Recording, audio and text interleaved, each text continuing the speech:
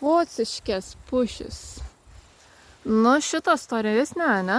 Ar pala ten Napoleono buvo, kad jinai labai aukšta? To pasižymėjo. Jo, tie links galvo taip reiškės. Čia stora, kokia stora. Eik, Luna, parodyk kokia jinai. O, čia kaip ąžuolas. Nu.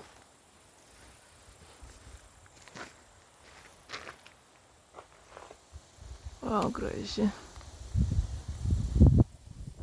Nori užlipti, Luna?